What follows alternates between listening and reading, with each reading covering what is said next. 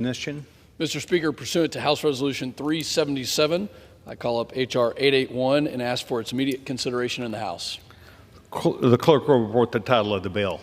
Union Calendar Number 62, H.R. 881, a bill to establish Department of Homeland Security funding restrictions on institutions of higher education that have a relationship with Confucius Institutes and for other purposes.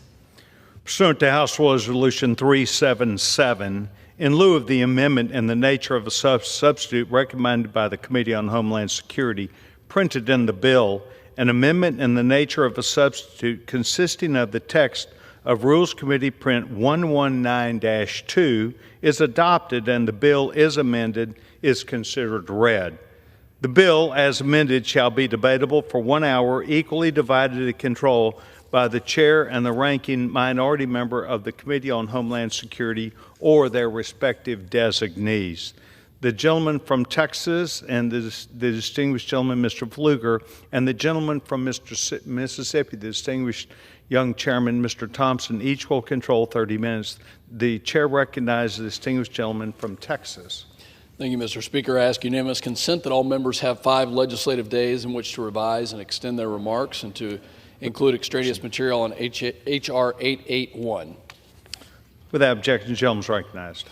Thank you, Mr. Speaker. I yield myself such time as I may consume.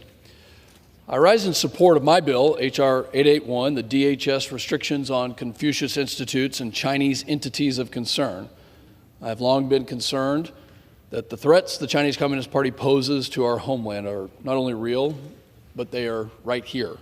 And in the Homeland Security Committee and on my subcommittee on counterterrorism and intelligence, we have heard from a wide variety of national security experts and law enforcement officials who have continuously raised alarms about the CCP's increasing subversive activities inside our country through organizations like the CCP's Confucius Institutes, the Thousand Talents Program, and other CCP-affiliated groups.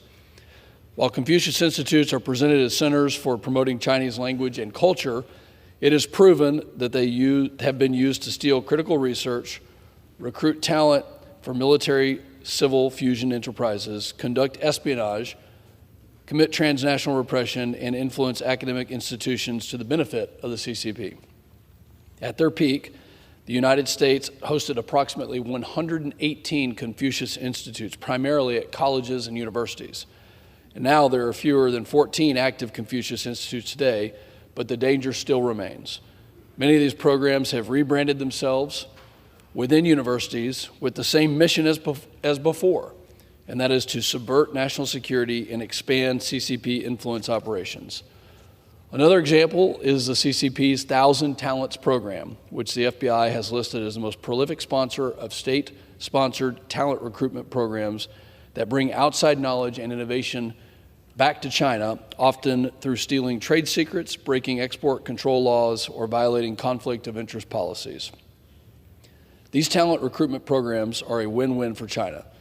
China wins twice. First, U.S. taxpayers are funding their research, not China. And second, China then uses the research it would not have otherwise had to advance its own economic and military interests.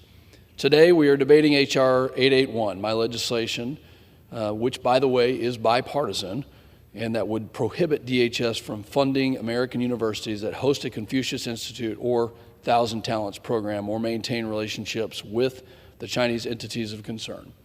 H.R. 881 also ensures that universities prioritize the education of their students over any of their partnerships with these institutions. This legislation passed the House last year with bipartisan support, and this year, H.R. 881 passed the Committee on Homeland Security with unanimous bipartisan support. I want to thank Chairman Green, Ranking Member Thompson, my counterpart on the Subcommittee on Counterterrorism and Intelligence, Ranking Member Magaziner, and the Committee of Homeland Security staff for moving this critical legislation forward.